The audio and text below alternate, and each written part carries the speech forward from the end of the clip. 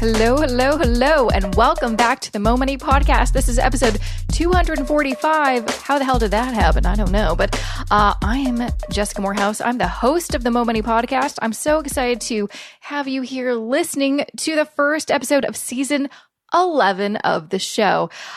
Insane. Season 11. Say what? And we crossed the 5-year threshold back in June, if you were listening back then. And here we are in the second half of 2020.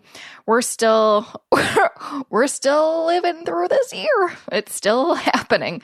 Still happening. I hope your summer was good. I really needed the summer break. I felt like, even like looking back at some of the episodes that are recorded and put out in season 10, which, went through the winter and spring. My gosh, what a very bizarro time that was. Winter, everything was, oh, this is going to be a great year. Can't wait for the new decade. And then, things all kind of set on fire, basically for the rest of the spring and all that kind of stuff. And it was intense. But I took the summer, off from the podcast, which I'm so glad I did. I hope you were able to sort of enjoy the summer. I know it's kind of a weird year and we can't really go on like a typical vacation or anything like that. But I mean, I hope you, enjoyed the better weather, I guess. I don't know. For me, I pretty much spent the summer. What did I do? Well, went on a few little mini breaks just in the province, just to kind of get out of my house because, oh my gosh, I feel like I still rarely leave the house and can't wait for that to change. But mainly I have been trying to find the best podcast guests for this season. And I feel like, honestly, I've accomplished it. I've got such a great lineup of guests. I can't wait for you to hear what I've got in store for you. For this first episode, I'm going to, kind of start with the bang, I think. I've got an amazing guest. I've got the one and only Bob Burg, who is the co-author of one of my favorite books now, The Go-Giver. He co-authored it with John David Mann, who you may remember from the podcast. John was on the show back for episode 190 in March 27th, 2019. And he was on the show because he also co-authored The Latte Factor, which is also a great book. If you haven't read it, pick it up. It's an easy read and kind of similar to The Go-Giver in just how it's written. It's written in a narrative form. So there's characters. You can really kind of just fall into the story and kind of put yourself in the shoes of the main characters and just learn some things along the way. But The Go-Giver, so how I discovered Bob, I've heard about his book before, but how I, basically was motivated to reach out to him and ask him to be on the show is, I think it was maybe in June or July. I put out on Twitter, hey, I'm, trying to do some more, personal finance book reading because, I have so many books on my shelf, but I just want to kind of know what else is out there, maybe something that I haven't clued into. And one of my Twitter followers suggested The Go-Giver. She's like, it's not really your typical personal finance book, but it's amazing. And he was nice enough to kind of get into the conversation. And so I was just a bit ball saying like, you want to be on my show? And he said yes. And now he's on the show and I can't wait. Not only that, I'm going to be giving away copies of his book. So make sure to listen until the end to find out more information about that. But before I get into this amazing, maybe I should give him a little bit of an intro. Hi, sorry, a little rusty from being off throughout the summer. So Bob Burg is a Hall of Fame speaker and author of numerous books on sales, marketing, and influence with total book sales of well over 1 million copies. And his book, The Go-Giver, which we're going to mainly stick to and talk about in this episode, is co-authored by John David Mann, who I mentioned, and it sold over 925,000 copies and has been translated into 28 languages. Now, Bob is an advocate, supporter, and defender of the free enterprise system, believing that the amount of money one makes is directly proportional to how many people they serve. He is also an unapologetic animal fanatic and former member of the board of directors of Furry Friends Adoption and Clinic in Jupiter, Florida. And he's just a delight. And we're gonna get into the topic about really talking about like influence and just how we can kind of grow in our careers, and also you can take those lessons and really apply them to growing in your financial life as well. So you're going to love this episode. Before I get to it though, I just want to share a few words about this episode's sponsor. This episode of the Mo Money Podcast is supported by Jenny Life. Just over a year ago, my older sister had her first child, and as chaotic as becoming a new mom can be, getting life insurance to protect her family was still at the top of her to-do list. Maybe me being her sister and always talking about the importance of life insurance, especially for women, had something to do with it. Well, now it's just gotten easier to get life insurance online thanks to Jenny Life.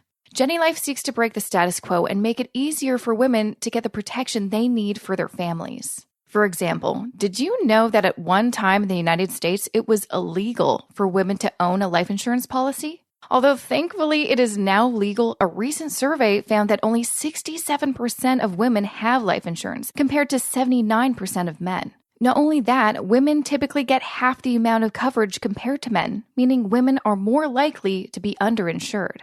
This is what Jenny Life is on a mission to rectify. How it works is Jenny Life asks you 5 simple questions, then curates plans from dozens of A-rated insurance carriers to provide you with a personalized, budget-friendly life insurance quote in seconds. No medical exams, no blood work. It's all online to offer you hassle-free, peace-of-mind policies that put your needs first. To learn more and to get your free life insurance quote today, visit jennylife.com/money. Once again, that's jennylife.com/money. Jenny Life is currently only available in the U.S.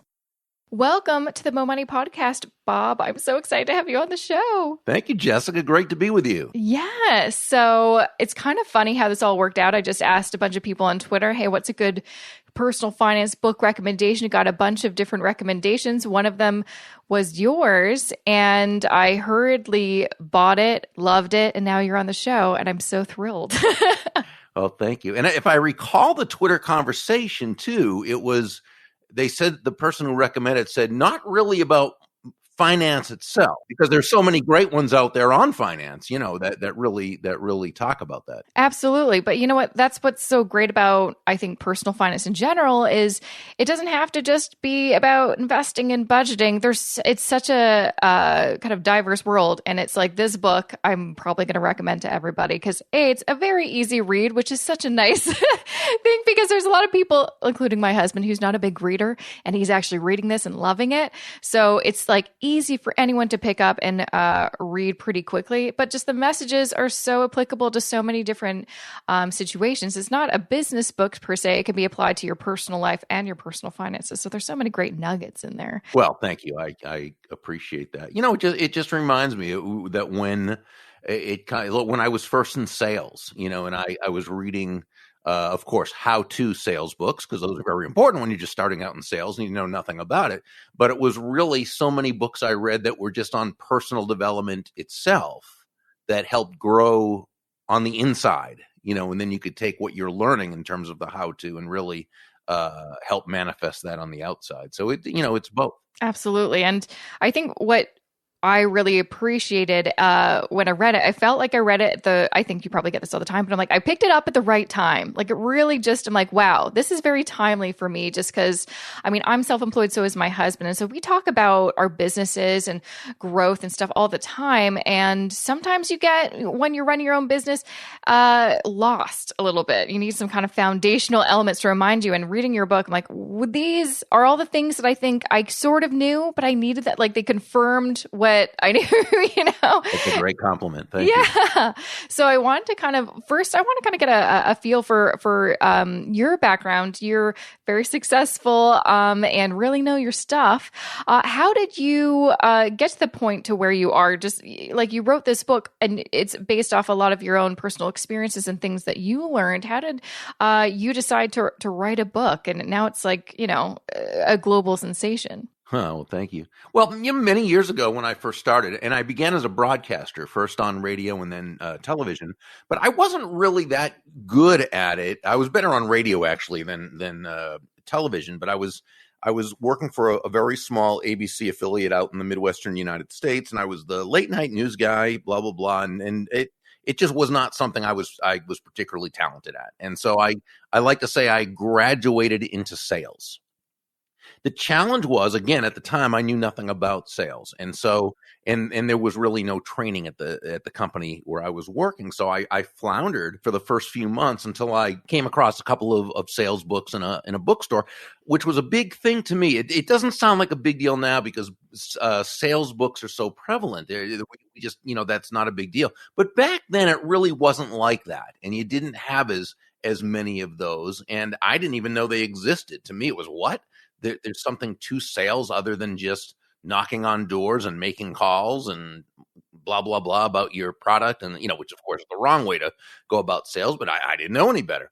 So I got those two books. One was by Tom Hopkins, one was by Zig Ziglar. Within a few weeks of applying their information, my sales began to go through the roof, and I realized that if you have a system for accomplishing something, you can pretty much accomplish it. And to this day, I personally would define a system as the process of predictably achieving a goal based on a logical and specific set of how-to principles, the key being predictability. If it's been proven that by doing A, you'll get the desired results of B, then all you need to do is A and continue to do A and continue to do A, and eventually you'll get the desired result of B. So that gave me a lot of confidence in knowing that. And then as mentioned, as part of learning about sales, personal development became a big thing. And I started reading all the books that I'm sure you and your husband have on your bookshelf, the How to Win Friends and Influence People and Think and Grow Rich and The Magic of Thinking, and all the great personal development classics. So from there, I just really got into the entire sales and personal development genre, and eventually worked my way up to sales manager of a company, and started also teaching other people how to do what was working for me and for my team. And what did they used to say on the old Seinfeld show? Yada, yada, yada. 35, 40 years later, here we are. So yeah, so that was really and of course, the Go-Giver it wasn't my first book. My first one was called Endless Referrals: Network Your Everyday Contacts into Sales, which was a book on business networking that first came out in the 90s. But it was when I teamed up with John on the Go-Giver, and John's such a great writer. I mean, I'm a how-to guy. I mean, I'm step 1, step 2, step 3, right? I'm that system guy, but John is just a magnificent storyteller. Without him, this wouldn't have been, what it was. And so, yeah, that's kind of how it happened. Yeah, I'm curious. Why did you want to, instead of doing, very prescriptive how-to book, the narrative? I mean, personally, I love a narrative, and I feel like there's so many how-to books, and they're great. But there's always something about reading a narrative, because I, of course, had John on the show to talk about the Latte Factor, and I really liked that book. And so this one, of course, I loved. What do you think it is about explaining such, core principles as you explain in the book in a narrative style that really affected people the way it did? I think, Jessica, that stories connect. They connect on a heart to heart level. And there's an old saying by the sages, words that come from the heart enter the heart. And I think storytelling is what facilitates that. And once the connection's there with another human being, and again, it could be a reader and the author, I think then learning just takes place a lot easier. And I say that from personal experience only because for years I had enjoyed reading all sorts of parables, business parables, and they always connected with me, right?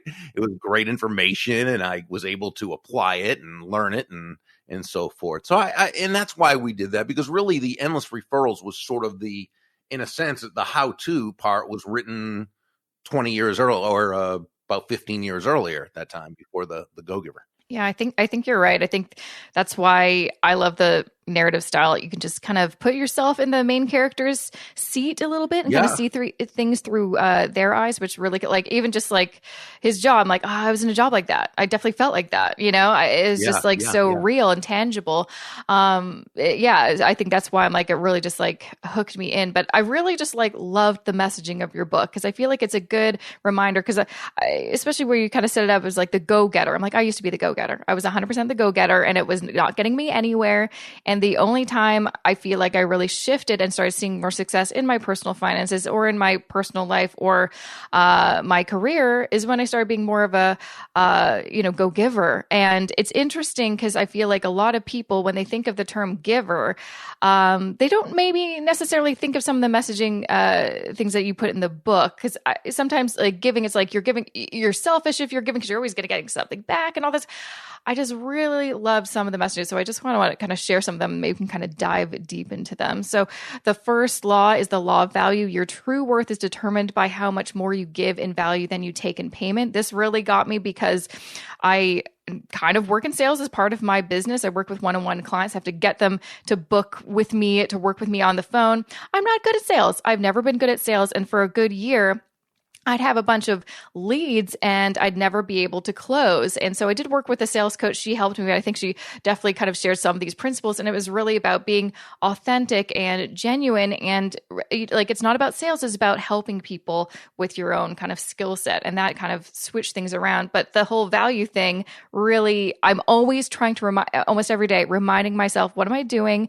And am I providing value? Well, let's go back. Can we go back for a second to where you said it's not about sales, it's about helping? Okay. Did I get that wrong or is that right? No, that's very intuitive. That's very intuitive because it seems like that's the case. Like there would be a dichotomy between the two, and that's why you have a lot of people who and I see articles all the time, and I'll even see teachings where people say, well, don't sell, serve, or don't sell, help. So what I kind of like to do when I work with salespeople is let's kind of reframe selling a little bit.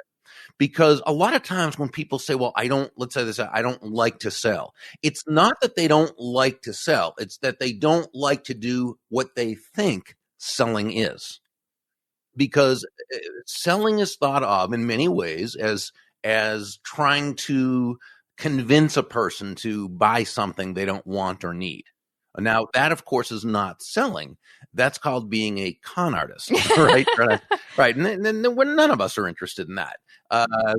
No, selling by definition, okay, is simply discovering what the other person does want, need, or desire and helping them to get it.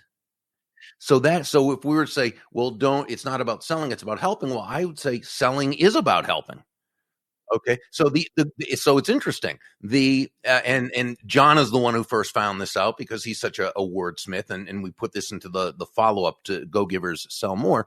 That the old English root of the word sell, which was selan, meant to give.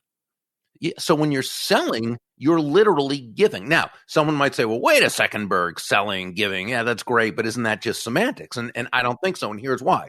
Let's say you have a potential coaching client in front of you, okay? And you're doing your discovery, you're doing your initial call to see if the two of you are a fit. Well, it's a sales presentation. You're still selling.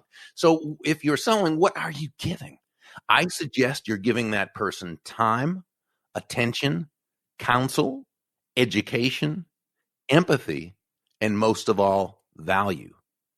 So I always want people to, if they're in sales, and we're all in sales, right? I want us to see selling as helping, because I know that's what you do, because you're going to give this person wisdom, whether or not they even decide to do business with you. I guarantee they're getting more value just even from the conversation than they would if they hadn't. But of course, if they become your client, now they're getting immense value. So let's look at the difference between, or let's look at the law of value, right? You said the true worth is determined by how much more you give in value than you take in payment. Now, this sounds counterintuitive, totally, right? Give more in value than I take in payment. I mean, really, that sounds like a recipe for bankruptcy. Okay, so let's look at how this really works. What's important is to understand the difference between price and value. Okay? See, price is a dollar figure. It's a dollar amount. It's finite. It is what it is.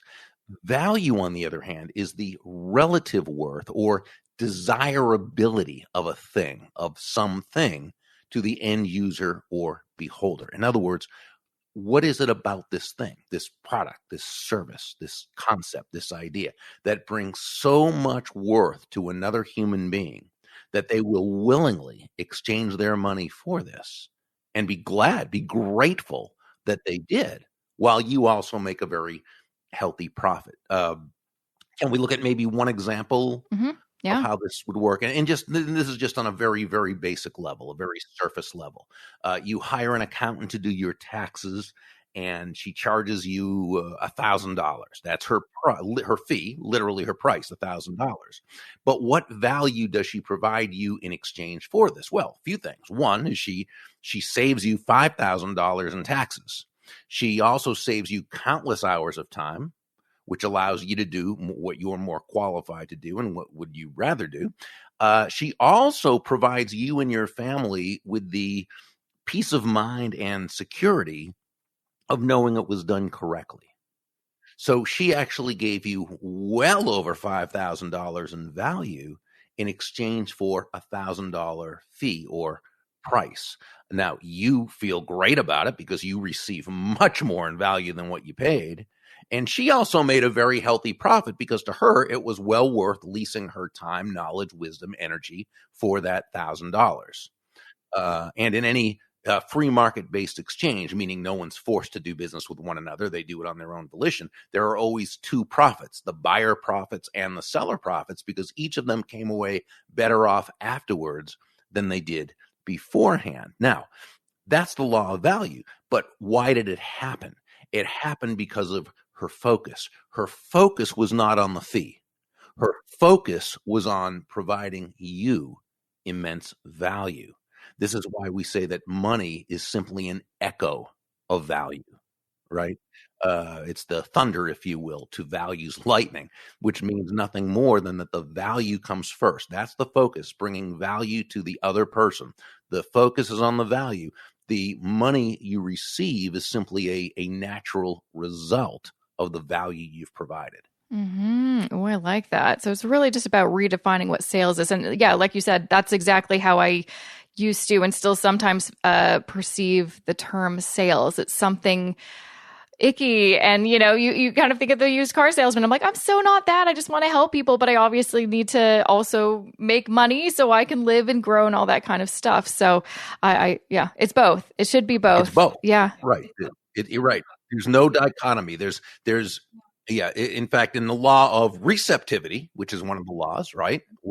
Remember the example at the end of the book where Pindar, the mentor, had Joe, the protege, breathe out. Yeah. And try not breathing in. Can't do it. Right. Can't do it. Right. Right. So we breathe out and we breathe in. We breathe out carbon dioxide. We breathe in oxygen. We breathe out, which is giving, and we breathe in, which is receiving. You simply cannot do one without the other. They're two sides of the very same coin. And despite the messages of lack we receive from the world around us, which is filled with lack and filled with misinformation about money and abundance and all those things, what we've got in, people like you help us to understand this, and that is that, that both are important.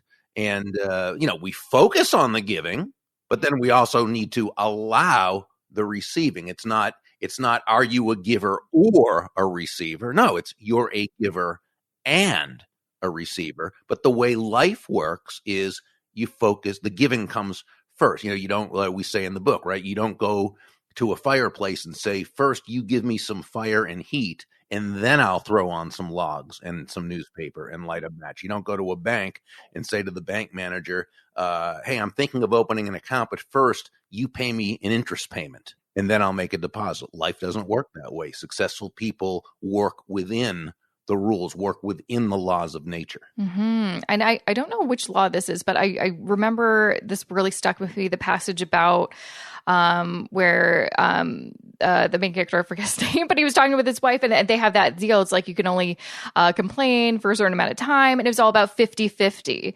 and how it's like, well, that's not life. And it shouldn't be, especially when I kind of think of like networking, some people have this idea, and I think I used to have this idea in the past where it's like, okay, well, I did this for him, so now I can call in a favor. But that shouldn't be how it is. And also, that's also like hard to track, and I just don't personally like that doing. So kind of going into the more of the idea of giving and I guess just doing it in an authentic way. I'm not sure what law that is, but it really stuck with me because I'm like, I always, and that's something that I also need to improve in myself, is like sometimes I know people refer, people to me, and I'm like, I'm not sure if I'm doing that enough. And it's not, I want to make sure we're 50-50. I just need to be more aware that I need to also give. I'm receiving, I need to also give. Yeah, we say it's 100-100. It's just 100. It's not 50-50, it's just 100. So you give without keeping score. But yeah, what we say is give without attachment to the results.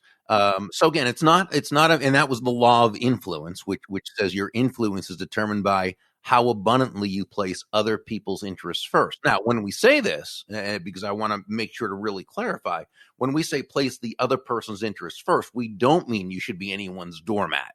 Or a martyr or self-sacrificial in any way. Absolutely not at all.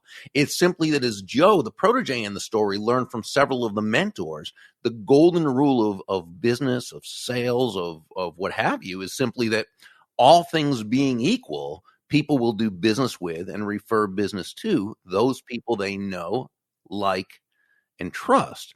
And the fastest, most powerful, most effective way to elicit those feelings toward you in others is to genuinely and authentically move from an I focus or me focus to what we call an other focus, looking for ways to, as Sam, one of the mentors, advised Joe, make your win all about the other person's win.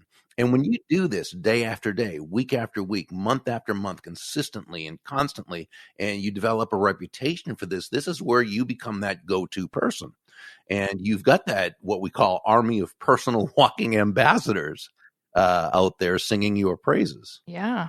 And I think sometimes too, especially if you're maybe just starting out in trying to build your network, it seems difficult. But I kind of look back, like using my husband as example, we've been in Toronto for 7 years. When we moved here, we didn't know a soul. And he's somehow, in his mind, he's like, I don't know how, built this network of kind of ambassadors. Like his whole network of how he gets business is all through referrals. And I think he actually was applying your laws before knowing them, because he is the most genuine, authentic. He does not know how to network, quote unquote, but it's this authentic thing. And it's like, wow, I should really take a page out of his book, because he did it so organically.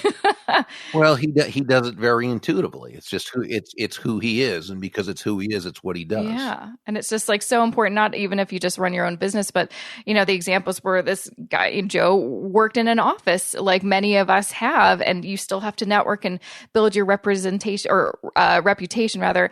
And so we can all apply this to however we work, and it's so important to do so. And one thing I also really like, so talking about the second law, the law of compensation, this really also got me. So your income is determined by how many people you serve and how well you serve them. I was interesting having a conversation with my husband, because again, sometimes it makes like for me, I'm like, well, I guess that means if I have a bigger audience, then I can sell more products. That seems pretty simple. But for him, he works as like a mixing engineer. So he works with one-on-one musicians, mixes their music, and so he can really only work with so many people because his time is finite. But how you can charge more is basically if you've worked on bigger projects, and those bigger projects have a bigger audience. That's how he's kind of figured out what that means. I thought that was just so interesting how you put that, especially the example used in the book about just, it's not about the more people you reach and touch, the easier it'll be to I guess, kind of make more money or serve more people. Yeah. Well, yeah, no, that is it, because your income is determined by how many people you serve as well as how well you serve them. And so Nicole Martin, she was the CEO in the story, and she was a school teacher who loved her work, loved her job, loved the kids, loved the parents. They loved her, but she was only able to really affect the lives of a limited amount of people every year, right? There's only so many people in a classroom. So she found a way to basically scale her wisdom and her value, if you will, and be able to touch the lives of a lot more people through her learning systems for children, which was an online learning system. And so, so how can we do that when we're in business? So, for example, as a coach, obviously, if you're doing one-on-one coaching, sure, you can only coach a certain amount of people at a time, or during a day or during a week. Of course, you could scale by doing group coaching, or you could also scale by putting together a video series for other coaches on how to acquire coaching clients, or how to coach, or how to do this, or how to do that, what have you, which you then sell to a whole universe of coaches. So there's all sorts of ways to, depending upon what a person does, to be able to scale their business in order to serve more people. Which is kind of an exciting thing, especially in the world we are in now, where it's more possible or easy to do that. Whereas before, it's very difficult to expand or to kind of broaden your audience. But now it's kind of easier than ever, which is really exciting. There's a lot more opportunity. And for me, and that's part of the reason I like being self-employed, is there's not really a ceiling in terms of how much I can earn. Exactly. Obviously, there's limitations and all that kind of stuff, but it's kind of exciting that whereas when I worked, a corporate job, there was a ceiling. It was my salary. Right. Well, exactly. Sure. Because I can only serve so many people in that particular role. So it's just something to think about. Now, I wonder so this book's been around for a while and it's sold almost 1 million copies. Which is crazy. You've affected so many people. I know in the book, I think it was in the introduction, that now a lot of corporations and CEOs do retreats all about your book. I'm so curious. Do you have any stories about some of the people that you've affected that want, maybe share their success stories with you by implementing some of your practices? Well, we've been very fortunate because we've had a lot of emails from people that do share that. What was interesting to us is, for the first, I'd say, 6 months when the book was on the market, and we were fortunate that it got off to a really quick start. What happened was, and I guess I don't know why we didn't really expect this is the way it was going to go, but now in hindsight it makes sense, that the early adopters of the book were the people who didn't need it. These are the people who, well, as you described your husband, people who just intuitively understood this. These were people we would hear from, leaders of industry and huge sales organizations and so forth, that already built a huge followership. And they'd say, well, this is what I've been doing. You guys just put it into words. Which, by the way, it makes a lot of sense because, as John and I both say, there's nothing in this book that's particularly new, right? And I used to get asked that a lot when I was first interviewed, when the book kind of got that fast start, and I'd be asked, well, so what's this in this book that you and Man that wrote that's so new? And I'd say nothing. It was just, because success principles are success principles. They've been around forever. They don't change. That's why they're principles, right? And so they were the ones that got the book. And then the second wave that we heard from were the people who received the book from their leadership and said, well, and those are the people who didn't really know that this was a way to do it. One of my favorite stories is just the realtor, very, very successful realtor, who had said that she was sort of made fun of and put down by the leadership in her company when she was working for another company, because she had continually put the interests of her customers first, and they would say, oh no, and she felt bad, and she didn't know any better. She thought, well, maybe this isn't for me, maybe this business isn't for me. And then she read the book and she said, oh, wait, no, it is. And you can do business this way. Well, she turned out to be extremely successful. And really, it's not that the book taught her anything she didn't know. It just affirmed to her that she was on the right track doing what she was doing. Yeah. And I think that's why when I read the book, I literally read it in one sitting, pretty much just whipped through it, because it's, like I kind of said at the beginning of this episode, it's not like this was necessarily new, but you packaged it in such a coherent way that it was just like, oh yeah, like duh, lots of like duh moments reading them. Like, of course, Jessica. But also it just, really it was like a reminder that I needed to be like, remember when you were doing this stuff and it was working. And then for some reason you went off course and tried a couple different things that didn't work out. And now you're kind of like, wait, what am I doing? This is a great book to remind yourself, go back to what you were doing, or maybe you're doing something not 100% the way you should be. Try some of these will work. Because like I said, it's not new information, but man, do we need a reminder of these, I think maybe, every once in a while to remember why we're doing this in the first place. I think especially when you're, no matter whatever kind of part you're in your career, we need a reminder of like, what am I doing here and why?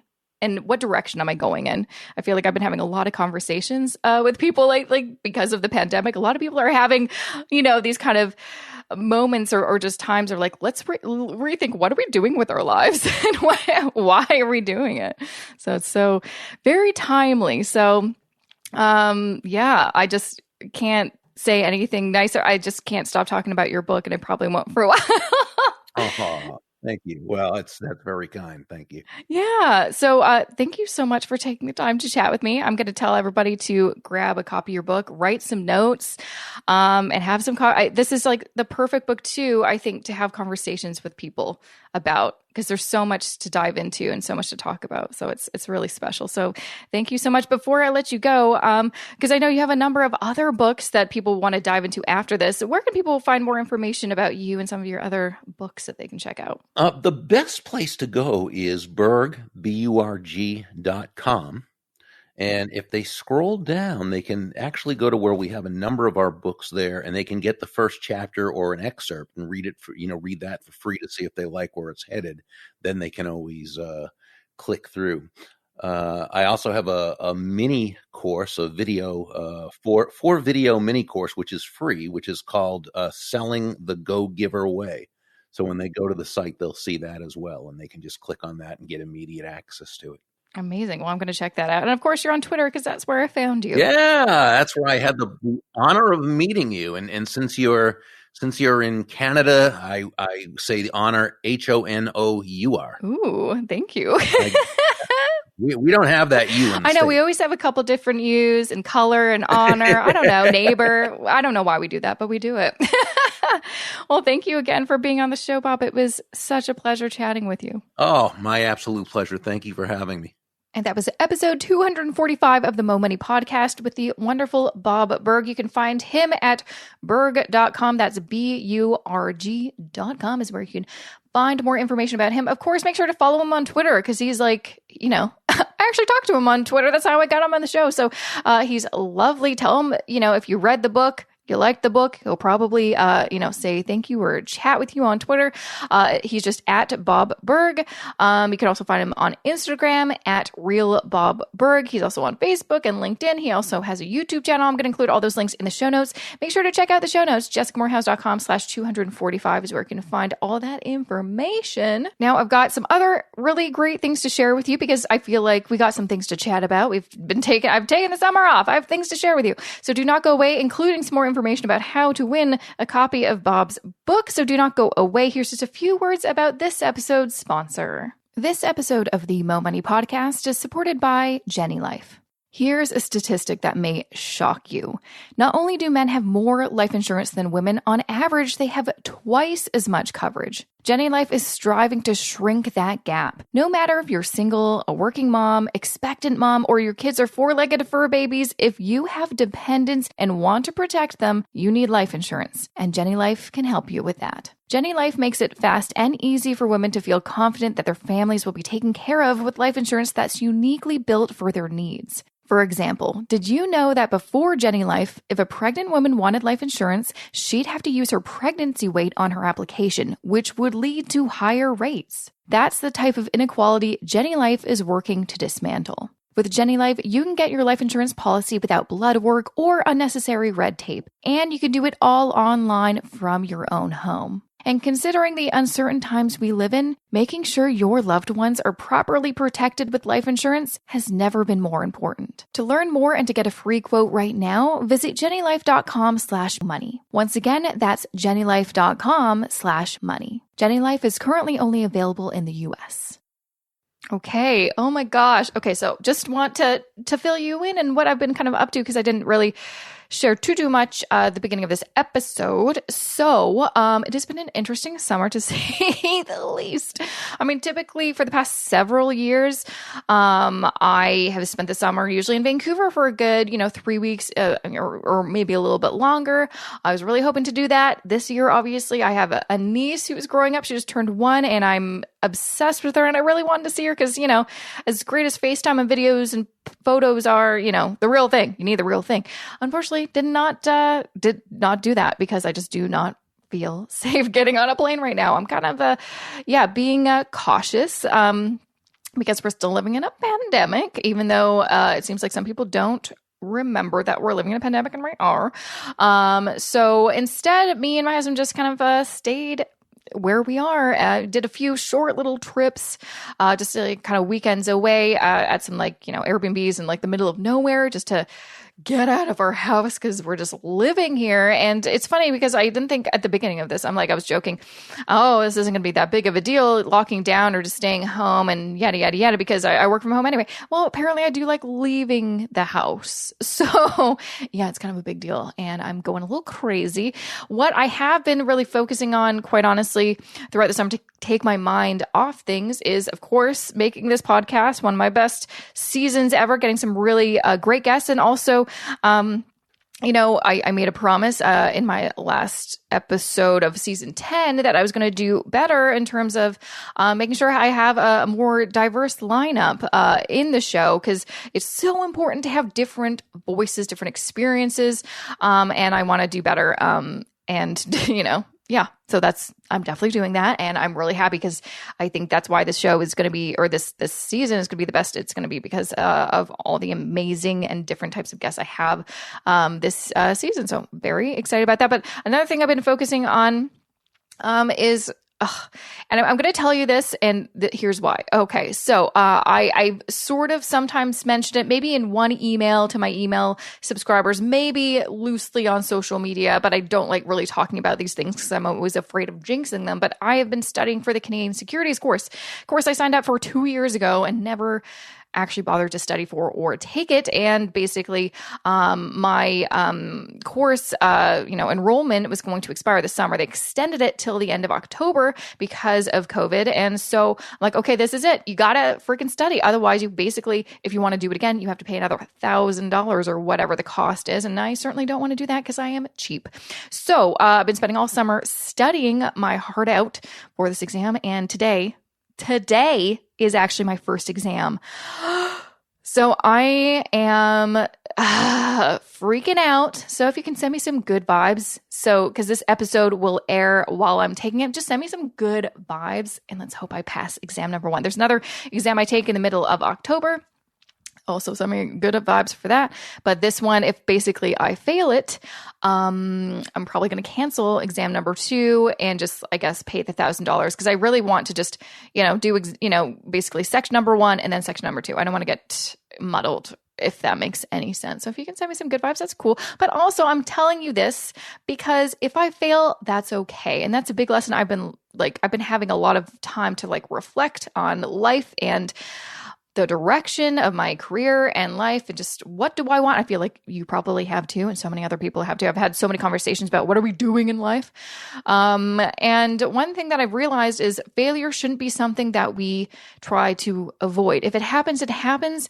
Basically, the actual lesson is if you fail, don't give up, which I feel like we probably learned this from, sitcoms growing up, but it's something that just did not stick with me for a long time. I thought the goal was to succeed or to win or pass or whatever the case, but actually you learn a lot from failing. And if I fail, which could be a possibility, and I'm going to tell you if I fail or if I pass next Wednesday, then that's okay. That's not going to stop me from trying again and passing this damn course, because my new kind of goal, I think, is to continue with my education in financial planning. And I'm going to put it out there, maybe become a CFP. Maybe.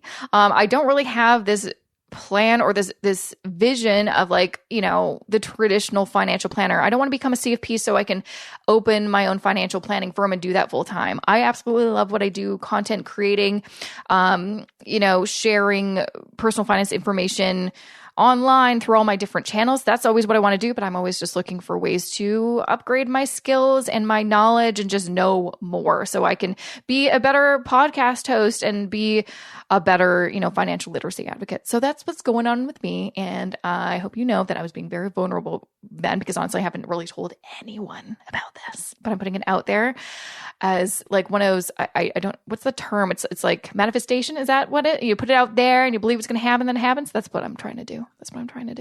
So that's what I'm going to be basically. That's what I feel like I've been really radio silent for the past several months on social media. Not like doing all these super exciting things that everyone's doing because, I've been hunkering down studying, which is super exciting to share on Instagram.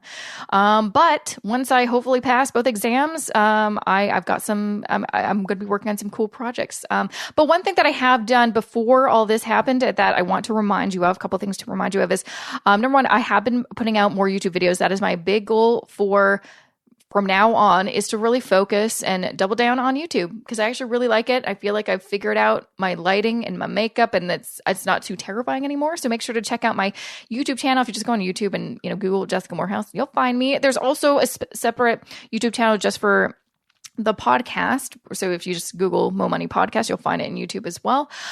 Because I just wanted to have them separated. So if you want to listen to episodes on YouTube, you can do that now. They're all the episodes are there.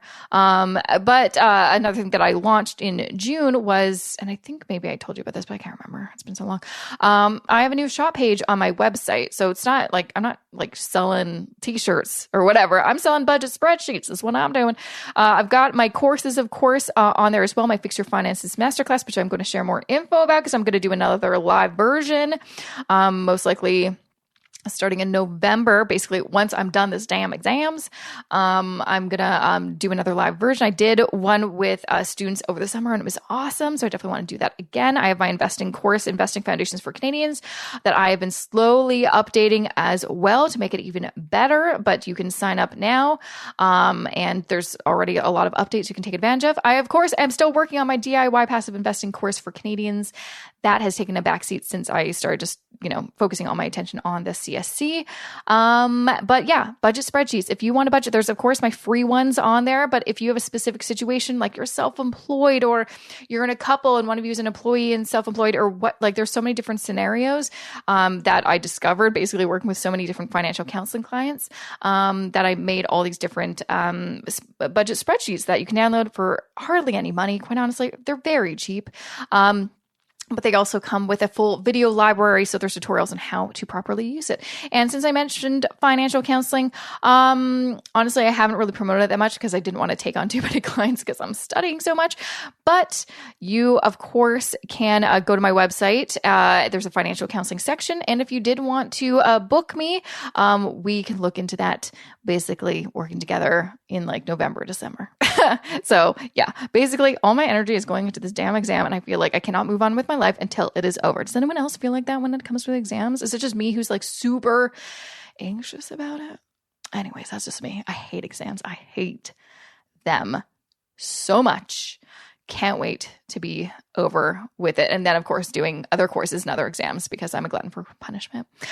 Anyway, so that is kind of what's been up with me. I hope you enjoyed that little story time with Jessica. I also wanted to say thank you so much for anyone, if you've been a longtime listener, thank you so much for being so loyal to me. I've been getting so many more messages. I feel like maybe because I've been asking you to message me. on like social media from people saying, oh, thanks so much. I really, really like the podcast. Oh, I should also mention, follow me on Instagram at Jessica I. Morehouse, but I also do have a separate Mo Money podcast Instagram that I'm going to, share episodes on just in case you just want to follow the podcast specifically, but follow me on Instagram.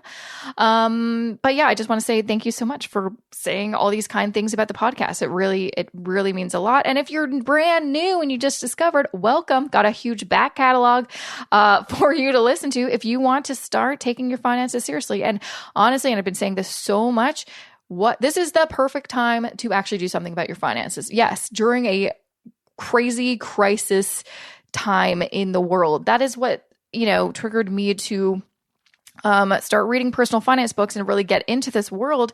Guess what? It was the recession. It was the 2008-2009 recession is when I started reading blogs, reading books, and then got the idea to start my own blog, which is crazy because here I am now doing this as my full-time job. So it was that crisis that kind of inspired me to take my finances seriously. So let's use this as an opportunity to create something good out of all this crap, really.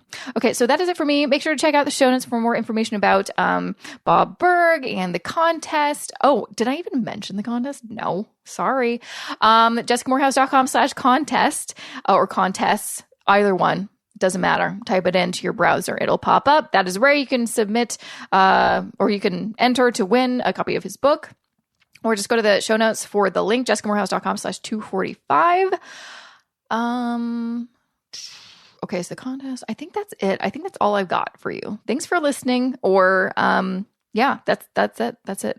I think I missed you. I think I missed talking to you. And I'm so excited to be back. So I'll see you back here next Wednesday. And I'm going to give you the results of my exam. Oh my God, I hope I pass. I'll be so sad if I have to tell you I failed. That is not going to be a good time. But you know what? It's okay. Because we're not going to be afraid of failure. That's what we're not doing in 2020. Okay, I'll see you back here next week. Have a good rest of your week.